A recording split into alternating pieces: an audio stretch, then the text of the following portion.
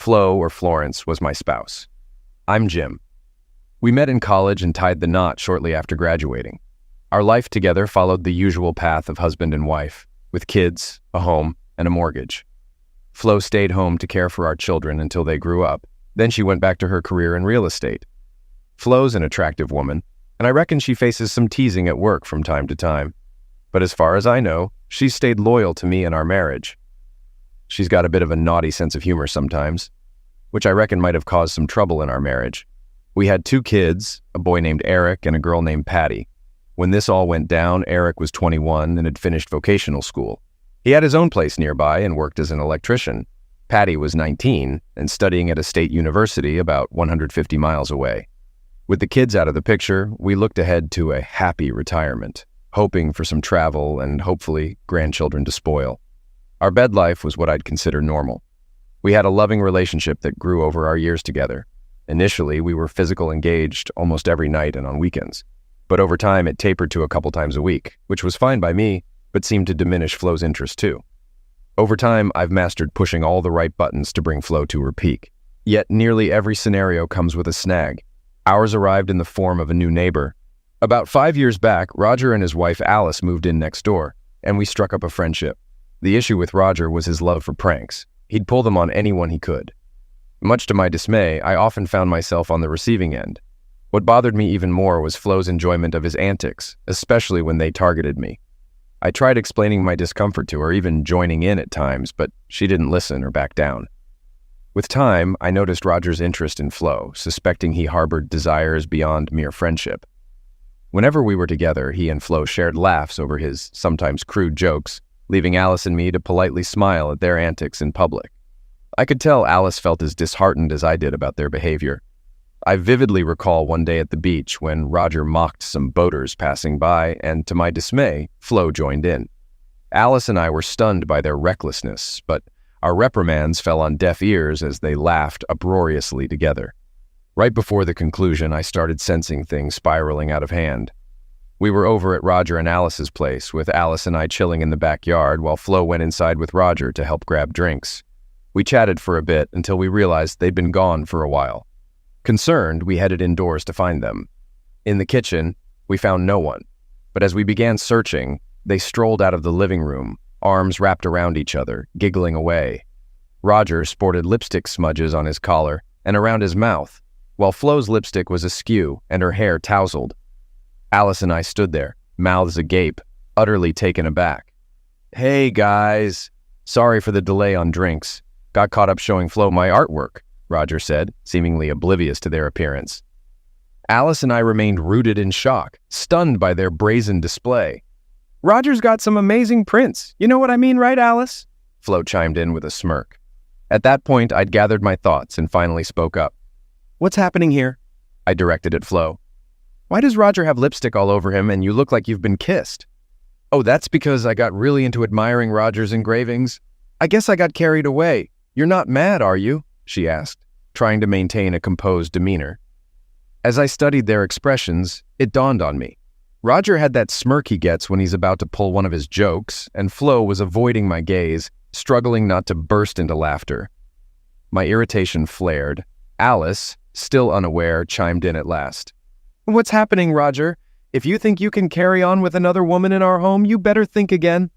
As Roger and Flo erupted into laughter, I think Alice caught on and smiled sheepishly, but I couldn't contain my anger. "One of these days you two will push it too far, and it won't end well." "Oh, lighten up, darling. It's just a prank. If you could see how you both looked, you'd find it funny too," Flo said between laughs. "Come on, guys. Let me fix you a drink and we can all laugh this off," Roger chimed in, strolling into the kitchen, with Flo trailing behind, still giggling. Alice and I simply shrugged and trailed after them, shaking our heads in disgust. "One day, Alice, they're going to push it too far," I reiterated. "One of these days, their pranks will backfire and someone will get hurt." Alice nodded in agreement. That night, when we returned home, I could tell Flo sensed my lingering anger, especially regarding her role in the prank. "I'm really sorry, honey," she said. "I just got carried away. Nothing serious happened. I just smeared some lipstick on him and messed up his hair. We never expected you guys to be upset. We were about to call it off when you and Alice finally showed up. Are you still mad? It was just a joke." "I'm trying not to be, Flo. but you have to stop getting involved in Roger's pranks. I nearly had a heart attack seeing you look like you were kissing him. You know how important loyalty is to me." "I understand, honey.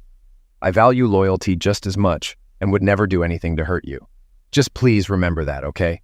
Give me a passionate kiss and forgive me," she pleaded. A couple of weeks later, we were back at Roger and Alice's for dinner on Saturday night. Just as we finished eating, a call came in that Roger mistakenly thought was for Alice. Alice worked as an ER nurse at a local hospital. After he hung up, he turned to Alice. "It's the ER. There's been a bad car wreck and they need you there ASAP. Ah, damn. Let me change and head out." 10 minutes later, Alice was on her way to the hospital. Once she'd left, Roger turned to me and asked if I could lend a hand with a project in his basement. While I helped, Flo remained silent, avoiding eye contact. At the time, I didn't think much of it, but later it struck me. "What do you need?" I asked, getting up to join him downstairs. "I need you to hold something for me while I fix it to the ceiling. It's not too heavy, but I can't hold it up and attach it at the same time, and Alice is too short for this." "Sure, sounds straightforward." "Trust me, it is. It'll only take a minute." As we descended the stairs, he directed me to a metal support post near the stove on the floor above. He took a small metal box with a power cord hanging from it off his workbench and hoisted it up to the ceiling between the support post and the furnace. I noticed Flo had followed us down and was watching with a smile. Again, I didn't think much of her presence or her odd grin. "Now, I need you to hold this while I attach it," Roger instructed. "What's this for?" I questioned, lifting my hands to grasp the box. With Roger between the pipe and the furnace, I had to wrap my hands around the pipe to press the box against the basement ceiling. "I'll explain in a sec, but let me grab my tools first." He vanished behind his desk, leaving me holding the box. He returned moments later, and I didn't see what he had until I felt 2 quick clicks as something hard and metallic closed around my wrists. Suddenly, I realized I'd been tricked. I was handcuffed to the pipe. Shocked, I turned to see Roger putting his arm around Flo's waist. As they looked at me, my mind raced, but I managed to demand, "What's going on, Roger? Get these damn cuffs off!" "Sorry, buddy, can't do that. Flo's so fond of my prints, she wants another look. But this time, we don't need you or Alice around," he explained, as he and Flo ascended the basement steps. Flo exaggeratedly swayed her hips as they left. "Let me loose. This is going too far, Roger. You'll regret it if you don't release me right now." "Relax, dear. I just want to admire some engravings," Flo chuckled as they disappeared, leaving me struggling with the handcuffs. As I tried to free myself, I realized the hopelessness of my situation. The pipe was anchored in the concrete floor below and secured to a steel I-beam overhead. As I strained to hear, I sensed their movement into the master bedroom directly above me, accompanied by Flo's excited giggles. Shoes thudded onto the carpet above, and I heard hurried whispers urging the removal of garments. "Brian, I desire you greatly," Flo whispered urgently. My fury mounted as I continued to frantically struggle with the handcuffs. Above, the bed began to creak, and I imagined them engaging in closeness. I cursed the restraints and my disloyal wife overhead. My wrists grew raw and bloody from my relentless efforts. Emotions churned within me as Roger grunted and Flo moaned in unison. Then, silence blanketed the upstairs for a brief moment. Ceasing my struggles, I lay on the unforgiving cement floor, hands clasped around the pipe. A profound sadness settled in my heart as Flo exclaimed, "That was amazing, Roger. I'll have to admire your work again someday. Let's dress and check on Jim downstairs." "Sure, Flo, I need a breather. But Alice might return soon from that phony call I made, and I'd rather she not find us in bed together." Minutes later, footsteps echoed on the basement stairs, but I didn't lift my gaze as they neared my prone form. Oh, damn, look at his wrists all bloody," Flo gasped. "Honey, it was just a prank. Nothing happened. Oh, God, I'm so sorry. Roger, hurry and unlock the cuffs so we can tend to his wrists. Oh, God, I never thought he'd take it this hard." Tears streamed down my face as Roger fumbled with the handcuff key. "Roger, hand Flo the key before you unlock me and run. Once I'm free, you'll regret ever being born," I warned, glaring at him. He met my gaze, wordlessly passing the key to Flo. As he edged toward the stairs, fear flickered in his eyes, while Flo began unlocking the handcuffs. Once the cuffs were off, I heard Roger's truck revving up, tires screeching as he peeled away. Rising to my feet, I peered down at Flo, still crouched on the floor, fear etched across her face. "You better find somewhere else to stay tonight or I could seriously hurt you. Call before you attempt to come home." Tears streamed down her cheeks as she grasped the magnitude of the pain she'd caused. "Oh, honey, I'm so sorry. It was just a prank. We didn't do anything." "Flo, I don't want to hear excuses about it being a joke ever again. To me, it's as if you cheated. And that's all that matters now. From here on out, I'll treat it as infidelity and betrayal. Expect a call from my lawyer soon."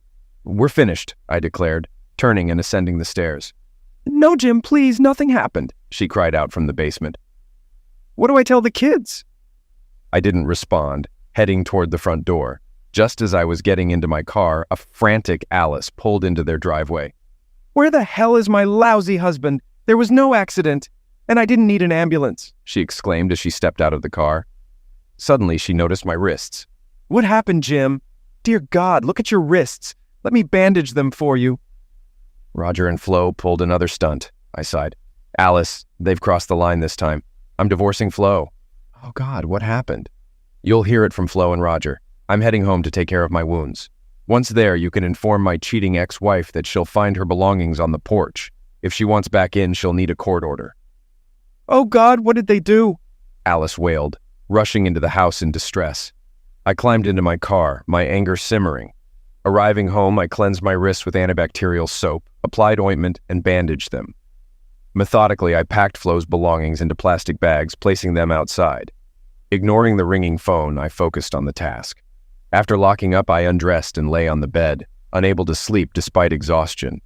In the morning, the phone rang again, but I declined to answer.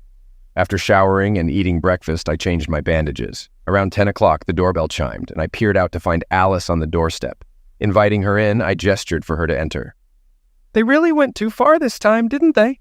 she remarked as she stepped inside. "Unfortunately, yes," I replied. "What's your plan?" she inquired. "As I told her, I'm filing for divorce.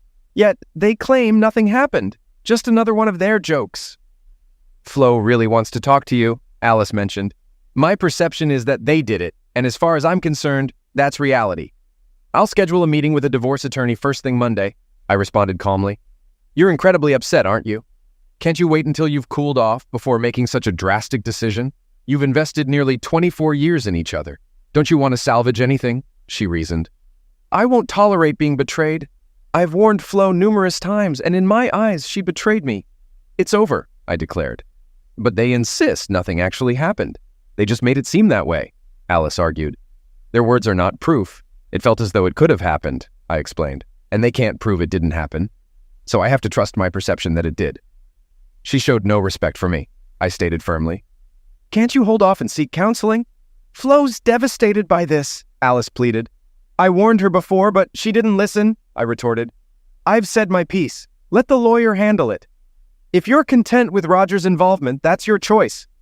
But he better steer clear of me," I concluded. "I haven't decided what to do about Roger yet, but I hate to see our friendship end over this. Roger feels genuinely sorry and wants me to pass on his sincere apologies to you. Make it clear that our friendship is over," I insisted.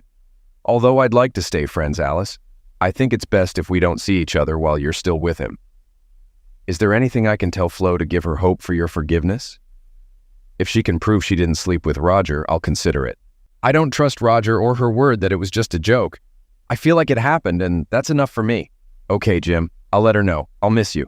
"I'll miss you too, Alice. Let me load Flo's things into your car so you can take them to her. I assume you still have it." "She's moving in with her sister this afternoon. Her sister lives on the other side of town. She's a widow and lives alone, so there's space for Flo, maybe indefinitely." After loading Flo's belongings into Alice's car, I waved her off, then returned to the house. First, I looked up a locksmith to change the locks. It occurred to me that if I went to work on Monday and Flo changed the locks, I'd end up locked out. I arranged for the locksmith to come the same day. Then I unplugged my phone and switched off my cell. I dedicated the entire day to household chores until the locksmith's arrival. Once he departed, I hopped into my car and made a trip to the local supermarket, stocking up on a few frozen dinners to sustain me for about a week. Upon returning to my now solitary home, I couldn't shake the absence of Flo after nearly 24 years together. However, my anger towards her and what she, along with Roger, had done, lingered. Around 7:30 that evening, while watching TV, the doorbell chimed. Peering out the window, I spotted Flo's sister Mary at the doorstep. "Hello, Mary," I greeted as I opened the door for her. "Hi, Jim. Can I have a moment of your time?" Of course, Mary. Come on in, I welcomed. We proceeded to the living room where she settled into a seat while I asked if she wanted a drink. A Coca-Cola would be fine, she requested. After fetching the drinks, I returned to the living room. I suppose you know why I'm here, she began after taking a sip. Yes. Are you here to plead for her return? If so, you've come in vain, I responded bluntly. No, she confided in me about everything. How are your wrists? She inquired. They're healing, scabbing over. No signs of infection, I informed her. Flo will be relieved to hear that, Mary remarked. She's on the brink of a breakdown, particularly because you refused to speak with her. That's why I'm here, to deliver a message. Or rather, a few messages, she continued. Very well, I'll hear your messages, but I can't promise anything in return, I stated. Firstly, she loves you deeply and regrets her actions, Mary conveyed. All right. Anything else? I prompted. She wants you to know she's willing to undergo a lie detector test to prove she's telling the truth. It's the only proof she can offer that nothing happened with Roger or anyone else, Mary disclosed. This proposition was a novel idea I hadn't considered. I pondered it for a moment while Mary observed me, sipping her cola. It sounds typical, but I have conditions.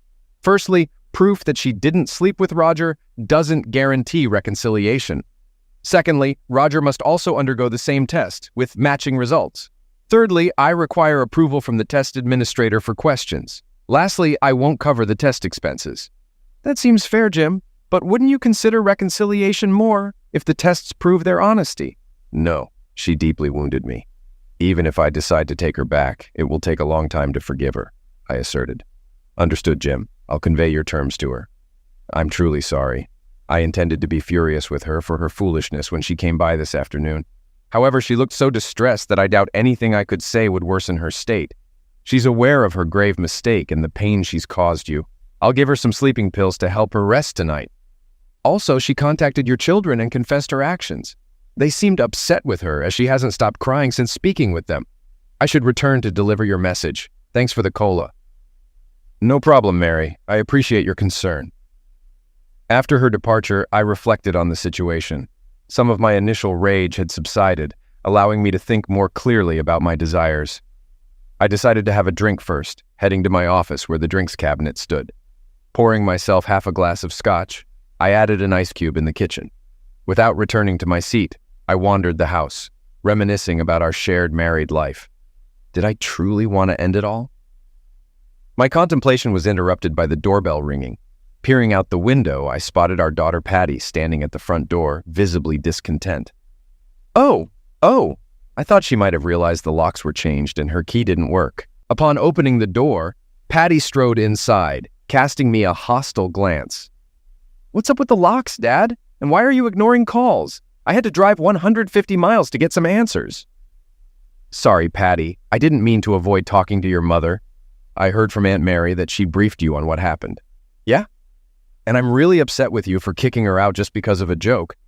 Can't you forgive her and let her come home? When she phoned me to disclose her actions, I realized she acted foolishly. Patty, it transcended mere humor. I had previously cautioned her about the pranks she and Roger engaged in, but she disregarded my warnings. I couldn't glean much from Mom during our phone conversation, but I gathered it was intended as a jest. What could be so objectionable about that? I elaborated on the events, starting with the earlier lipstick smudge prank and our ensuing conversations.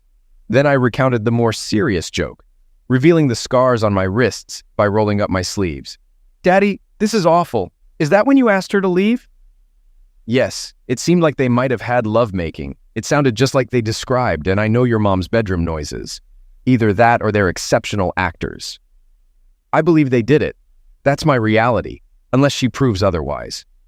I suggested your mom take a lie detector test, and Roger too. If the results prove true, I'll have to trust her. But it hurt deeply that she thought I'd find being betrayed a joke. I might not be able to reconcile with her. I'm really sorry about all this, Dad. I hope you and your mom can work through it because I love you both, despite what she did. I'm trying to make it work, baby, because I miss your mom dearly, but I'm still struggling with her lack of respect for me. Okay, Daddy, I understand now that I know what happened. I'm going to visit Mom and try to calm her down. I'll probably stay at Aunt Mary's tonight, and I have to return to school tomorrow. Please turn on your phone so I can reach you. Eric also wants to talk to you. He's working upstate and tried to call you after Mom contacted him. Sure, baby. I'll switch the phones back on once you're gone. Come here for a hug. I embraced her tightly, feeling how much she resembled her mother, which was both comforting and unsettling. I cherished her deeply. She'd always been my little girl. Goodbye, Daddy, she said, opening her car door. I waved as she drove off, then returned inside, resuming my solitary drink and turning my phones back on. A couple of days after Flo's sister Mary visited, she called to inform me that Flo had agreed to my terms for the lie detector test, and Roger had also consented. Roger offered to cover the cost of his test as a sign of remorse for his involvement in the prank. Mary also provided me with the contact information for the testing administrator. My anger towards Flo for her involvement in the prank had somewhat subsided, but I felt deeply despondent. If she truly loved me and hadn't been physically engaged with Roger, how could she participate in such a humiliating joke? I began to entertain the possibility that her love for me had waned, despite her claims of wanting reconciliation. It boiled down to whether I was willing to endure a loveless marriage if tests confirmed no carnal involvement. Flo attempted to reach out to me multiple times, but I promptly ended the calls upon hearing her voice. Subsequently, her sister acted as an intermediary, relaying Flo's apologies and desires to reconcile. However, I maintained my stance, insisting on awaiting the results of the lie detector test before making any decisions. During this period, our son Eric fervently urged me to forgive his mother and allow her to return home.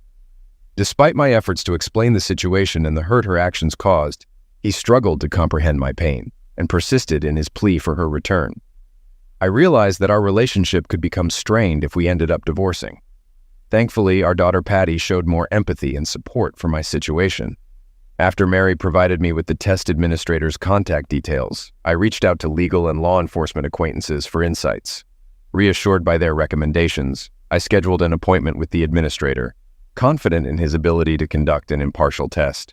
The following day, I discovered that Flo and Roger had already contacted the test administrator, Jack Harlan, and scheduled tests for both of them in 2 days. They designated me as an interested party authorized to control the questions asked. I informed my boss the next day about needing personal time and visited Jack Harlan's office. After explaining the situation to him, we discussed the questions he would pose to determine whether Flo and Roger had engaged in carnal activity. Jack assured me that he would ask the same questions to both parties, compile their responses, and provide a final written report. He agreed that matching test results from both would confirm no carnal activity. Had this not been the outcome, trust in Flo might have been irreparable, leading to inevitable divorce if the tests indicated lying. Returning to work, I felt more assured that clarity regarding any carnal involvement would soon emerge. Yet I acknowledged challenging decisions lay ahead. Over the next 3 days, I adhered to my usual work routine, staying late to avoid returning to an empty home. Evening meals were taken at a nearby diner, followed by whiskey at home, where sleep was elusive. The absence of Flo's warmth and love weighed heavily on me. Before the morning of the test, uncertainty lingered. However, a clear lie detector report would pave the way for Flo's return, with the assurance that she'd refrain from any more insensitive pranks, especially after seeing how deeply the last one affected me. The tranquility lasted until the phone rang just after 11. It was Alice. "Jim, it's Alice. I found something important. Roger's at the testing center. Can you come now?" Her tone sounded ominous, prompting me to rush next door. Following our usual routine, I entered through the front door and heard Alice's voice from the office. Inside, I found her at her desktop computer, wearing a concerned expression. "Jim, I need you to see this." I pulled up a chair beside her. "Jim, Roger's been acting secretive since Tuesday. A couple of times I caught him quickly minimizing something on the monitor when I passed by this door. Also, he tends to leave the room when he's on the phone. I'm pretty sure he spoke to Flo yesterday. This is my first chance to check our computer without him around." With that, Alice clicked on the Google icon, revealing his search history since Tuesday. My blood ran cold as I scanned through some of the research. There were 4 different searches on how to beat a lie detector test.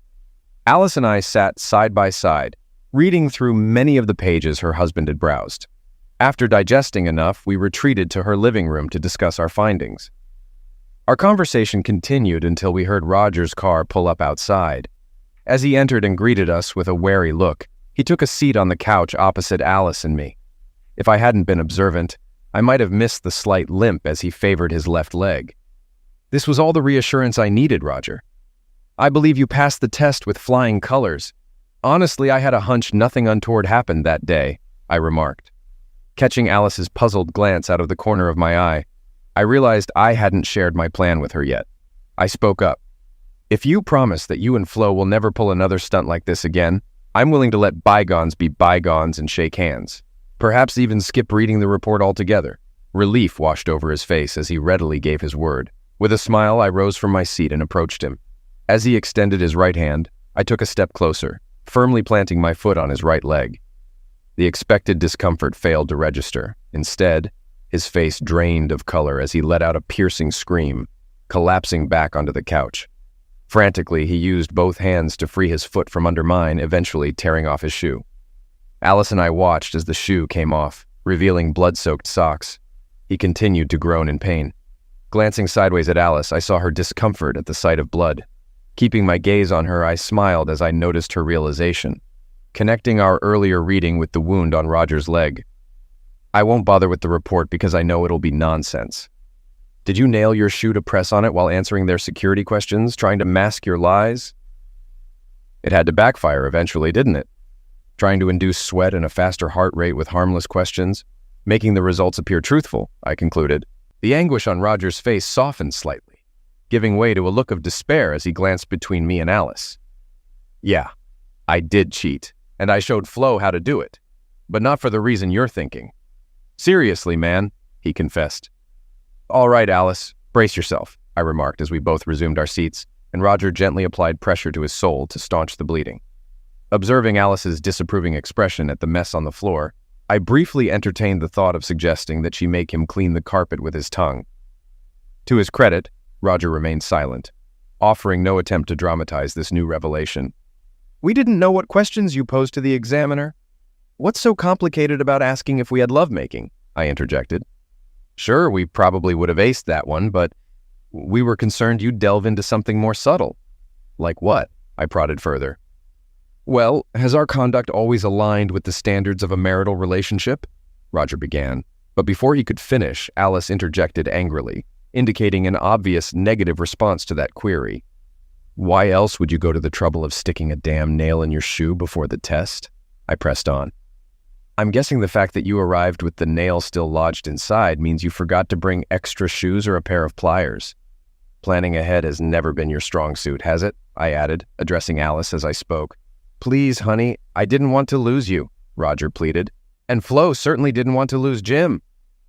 So, dear husband, when and what did you do that wouldn't measure up to the standards of a marriage? Alice inquired, her tone stern. Roger shifted uncomfortably in his chair and responded in a subdued voice. It was that day we pretended to be fooling around upstairs. We were just jumping on the bed. As you can imagine, we were both fully clothed. He hurriedly clarified, explaining, we were bouncing on the bed, causing it to squeak. I can't even recall who initiated it, but somehow we began touching each other through our clothes. We both found it enjoyable. We were incredibly foolish. I felt a bit puzzled. I pride myself on being a good judge of character, and this rings true. If not, Roger is exceptionally skilled at conjuring excuses on the spot. I glanced at Alice. Is this satisfactory? I asked. Not even close, she retorted. This pair has demonstrated such proficiency in deception and scheming that I am far from convinced, Alice continued. Roger, tend to your leg, apply some antiseptic, bandage it, and then I suggest you leave. I need time to contemplate. Plus, there's the matter of cleaning up yet another one of your messes, Alice snapped, indicating a stain on the carpet near Roger's foot. Despite Roger's acting skills, the look of dread on his face betrayed his deep concern about the fate of his marriage. I have a video, Alice, he blurted out suddenly. What? I exclaimed simultaneously. We sounded like a twisted duet. I installed a camera in our bedroom before we handcuffed you in the basement. I captured everything, Roger confessed before I could react. Then why the hell didn't you mention this a few days ago? I demanded. Roger didn't need to respond to that question. If the video depicted them pleasuring each other even while fully clothed, it wouldn't be something two spouses eager to reconcile with their partners would want to share publicly. Personally, I strongly believe that the boundary of infidelity extends far beyond actual physical act. Any form of closeness, including a simple kiss on the lips, would constitute crossing a line that should not be crossed. I had the intention to do so, but Flo feared your reaction. We instructed Roger to tend to his leg, and then present us with the video. While Roger was out of the room, I sent Flo a message. I couldn't resist adding to her already mounting anxiety. Remove the nail from your shoe and come over to Alice's house. Roger is going to show us a video. Normally, it's just a minute's walk from Mary's house to ours, but it took a good 35 minutes before there was a knock on the door. Alice opened it and welcomed in Flo and her sister Mary. Flo's makeup was smudged, and her eyes were teary. Mary explained that my wife panicked as soon as she read my message, realizing that I had caught on to her little scheme. Flo appeared far less composed about the test results than Roger did upon his return home. Mary simply glanced at me and raised her eyebrows at Flo's further self-destructive behavior. Flo attempted to embrace me, but I guided her to sit beside me on the couch. She kept studying my expression, seemingly trying to gauge my feelings. I wondered if Mary had any inkling about the contents of the video. Alice and I didn't waste time during those 35 minutes. Our discussion centered around what our likely course of action would be if the video indeed confirmed Roger's claims. Alice had already made up her mind that she would likely forgive Roger for the bedroom incident, albeit after letting him stew for a bit. As for me, I was more conflicted. My initial emotional reaction was that my wife had betrayed me, something I had always deemed unforgivable. However, my logical reasoning was more composed. Flo had been an exemplary wife for 24 years, and our children had made it abundantly clear that they would be devastated if I didn't forgive her. A minute after everyone settled in, Roger arrived with his laptop. A USB flash drive protruded from one port while a cable emerged from the other. He positioned the computer next to the TV and powered it up. I found it odd that he didn't simply insert the flash drive directly into the TV. Then I recalled Alice's remark about his lack of tech savvy. Once the image on the computer screen synchronized with that on the TV, Roger muttered another apology and hit play. Flo kept her gaze averted from everyone in the room, including the TV. She was undoubtedly aware of my uncompromising stance on fidelity, making this an incredibly uncomfortable situation for her. Mary observed the screen intently, seemingly unaware of what was about to unfold. Roger appeared more at ease once again. He settled beside Alice and attempted to hold her hand, but she withdrew it. The clip, lasting about 10 minutes, essentially depicted what Roger had previously described. It was largely devoid of any eroticism. Within moments of its commencement, both protagonists appeared fully clothed, just as Roger had stated. Flo turned him onto his back, then positioned herself on top of him, echoing verbatim what I had heard while handcuffed in the basement. We observed that it was Roger who initiated the hand game, though Flo followed closely behind. This was incredibly difficult for me to witness for several reasons. Firstly, no man with any self-respect, apart from a few outliers, desires to witness his wife in such a scenario with another man. Secondly, it triggered painful PTSD as I relived the words that had devastated me less than a week ago. It reignited the burning and throbbing sensation in my wrists, a painful reminder of my inability to prevent what was unfolding in the room above me. Midway through, I shut my eyes tightly, attempting to block out the sounds. I didn't open them again until the room was filled with the silence that followed their shared climaxes. The silence felt deafening and all-encompassing. Even the normal sounds of breathing seemed absent within the room. I wasn't alone in my turmoil. Glancing at the screen, I saw Flo and Roger quickly separate. The video paused, revealing an empty bed before fading to black. The uncomfortable silence lingered in the room for several tense moments. Once the clip concluded, Mary cast a disgusted look at Flo, while Roger eyed Alice hopefully. Flo stared at a spot on the floor, her focus unwavering. The silence shattered when Alice abruptly rose to her feet, with Roger following suit. "You deceitful traitor," Alice's words cut through the air, shocking us all. It was the most severe thing I had ever heard her say, surpassing any prior expletives. Roger's expression betrayed his shock at her outburst. The sound of her open palm striking his cheek echoed like a fire shot. She was seething with anger. "I've never seen someone so enraged," I thought to myself, watching the scene unfold. But Alice wasn't finished. "Don't you dare touch me, you treacherous little scoundrel!" she seethed, her fury palpable. Roger dodged, narrowly avoiding a second slap. He winced, shifting his weight to his right leg, appearing bewildered. "This entire video is fabricated," he insisted. "But why? We had invited Jim and Flo over later that evening, hadn't we? We were planning to relax on the patio, right?" Alice's question came out more like a growl. "But due to the rain, we opted to stay indoors. Do you recall now? Roger still seemed puzzled, but nodded along with Alice's explanation. Alice pointed angrily at the TV screen. Look at this fool! The sunlight streaming through the window indicates it's not only a sunny day, but also morning. This window doesn't receive direct sunlight until noon. You concocted the entire story, didn't you? Roger's expression shifted from confusion to horror. That was all the confirmation I needed of their deceit. The abrupt transition from contemplating forgiveness to a resolute decision was disorienting, and I detest feeling humiliated.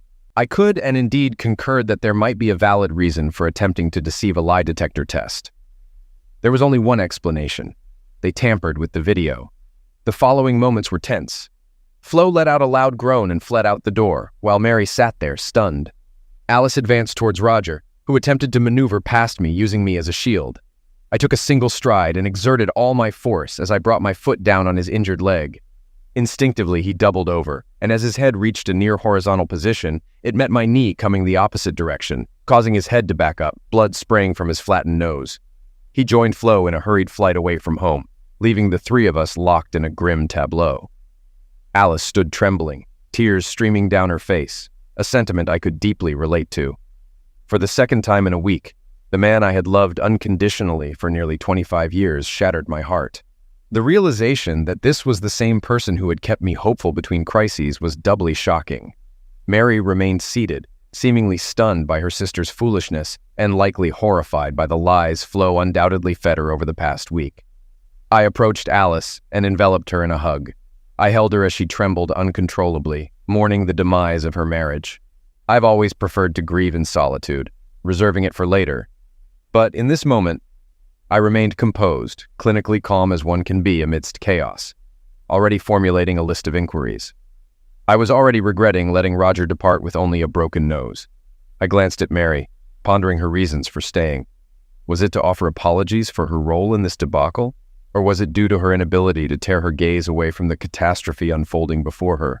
Unable to answer this without breaking my connection with Alice, which I had no intention of doing, I allowed my thoughts to race. It became apparent that Roger, while intelligent and adept at manipulation, was not as cunning as Alice. If she hadn't picked up on the sunlight clue at that moment, we might still be part of two successful couples. In hindsight, the doctored video was quite clever. Yet, I struggled to reconcile this with the fact that I was being deceived. I was certain that the soundtrack aligned perfectly with the words I had heard during that weekend, leading to an inevitable, logical conclusion. That certainty neatly fit into a slot in my mind, like the penultimate piece of a puzzle. They must have either overlaid the old soundtrack onto new visual footage or replicated the words and sounds in real time.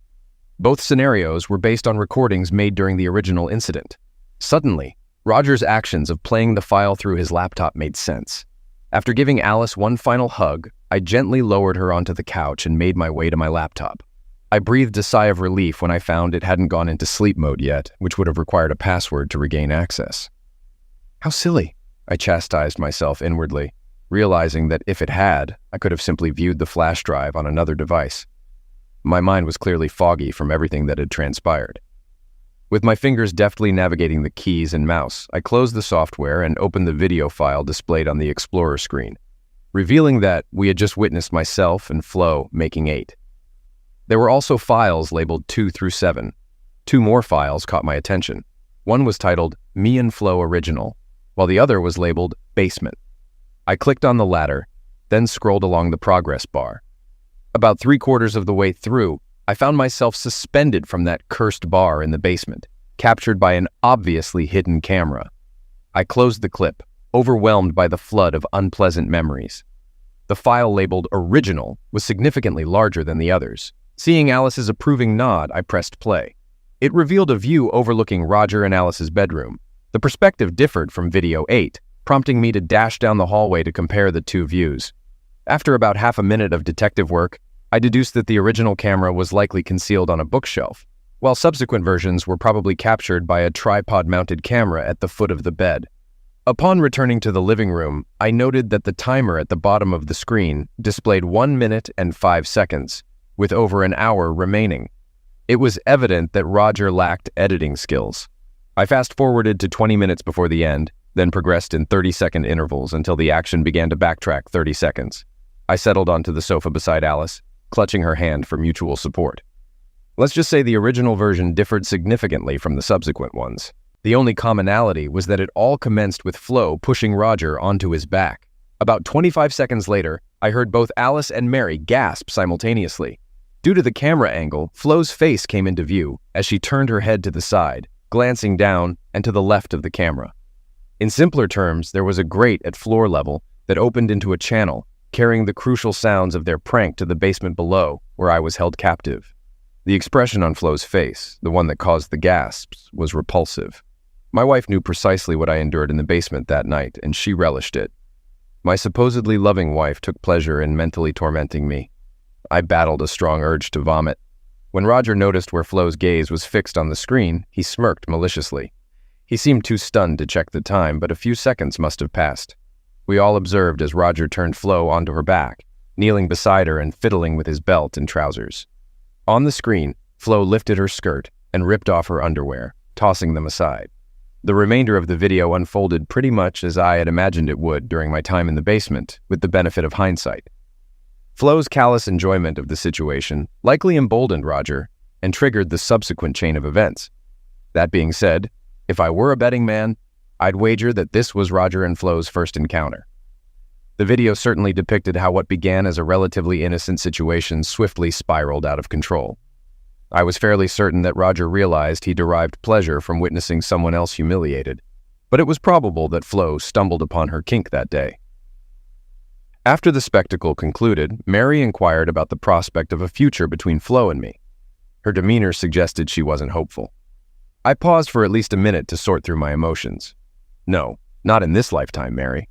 Ironically, if Flo had approached me later and explained that it started as a joke but escalated out of control, as it appeared in the original video, then perhaps I would have contemplated forgiveness. However, they colluded to rewrite history and outsmart the lie detector test. This level of deceit is beyond what I ever believed she was capable of. It makes me question how well I truly know her. What else has she lied to me about? Moreover, we haven't yet viewed all the workout videos. After her initial slip-up, she returned and engaged in at least one more physical, interaction with Roger. How many times did they engage in such activities during these workout sessions? Then there was the expression on her face. I'm sure you noticed it too, Mary. I'm sorry, Mary, but it's over between us. Mary nodded solemnly. Please refrain from publicly shaming her, Jim. It would only embarrass your children. If you provide me with a copy of the video, I'll calmly explain the situation to Mom and Dad, Flo, and even your children if necessary. I nodded and expressed my gratitude. She departed sadly, but with determination in her expression. Alice had already opened the phone book to the legal section. Alice and I comforted each other for weeks. However, it became evident that any relationship is destined for painful memories, and we parted as friends. I was leaving her house late one night after once again providing her with comfort when I encountered an enraged Roger in her front yard. How could he ever hope to reconcile with Alice if I was visiting her 5 times a week? What a deluded fool. Glancing around for potential witnesses, I took great satisfaction in breaking his nose once more. I felt a sense of pride in myself. The memory of that sadistic grin on his face just before he destroyed my marriage would have been provocation enough. In the divorce proceedings, Alice practically crucified him when he demanded his share of the assets. With my full approval, she threatened to press charges for unlawful restraint, using the basement video as evidence. He cut his losses and vanished soon after. That was for the best. I might have been bluffing. I could have likely endured the public humiliation, and I wasn't concerned about Flo's reputation, but I didn't want to embarrass my children or Flo's extended family. Shortly after I gave Roger a bloody nose about a week after the video incident, Flo reached out, wondering if my decision not to share the video with her kids, family, and friends indicated a chance for us in the future. Her message, which only included one clip, suggested she was unaware that I had seen the original. She likely assumed Roger wouldn't be so careless as to keep all the incriminating evidence in one place. The message also reminded me that I hadn't sent the clips to Mary. I hadn't heard from my children that week, but given their self-absorption, was that really surprising?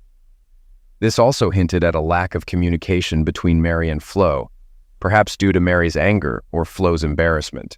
I called Mary to confirm she still wanted the video. She did. It was during that same conversation that I found out Flo had moved back in with her parents. When I burned both Take 8 and the original onto a DVD, I realized I hadn't actually watched takes 2 through 7. So I did.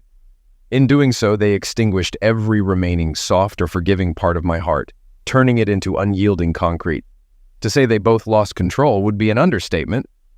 The same look of disgust appeared on their faces as Flo had in the original version. I almost reconsidered and sent the clips to everyone in Flo's address book before I calmed down and thought about how it would impact my children. I tried to find Roger, but he had already skipped town. No, Flo won't be forgiven, and unfortunately, Roger won't get a third broken nose. I sent all the clips to Mary with a warning that if I heard any complaints about how I treated Flo, I'd release the entire video. She must have done a good job, because one by one, Flo's parents, Eric and Patty, called to tell me they understood why my marriage was over. Later on, I discovered that Mary recounted the entire ordeal to them and offered to show the clips as proof. Only Flo's mother took her up on the offer. Struggling to believe the narrative, she apparently became ill halfway through watching the original clip. Following this, Flo didn't contest the divorce. Through Mary, I found out she had found refuge from the toxic environment at her parents' house by renting a small apartment. I wasn't aiming to cheat her in the divorce. 24 solid years had to count for something, and I didn't want any repercussions from my children down the line. If and when they eventually forgave their mother, Flo sent me a sincere letter apologizing for her actions and attempted cover-up. The loneliness she expressed leaped off the pages. She pleaded for forgiveness, but more to reconcile with herself. Her appeals for me to forgive her for the sake of her parents, our children, and mutual friends nearly moved me to tears. Nearly. I wasn't seeking a replacement yet, but there was no shortage of single women vying for my attention. Ask any middle-aged woman about the availability of suitable, decent-looking men with good morals, and she'll paint a bleak picture. I'm looking forward to meeting new ones. And since I have no intention of marrying again, I anticipate many, many such encounters.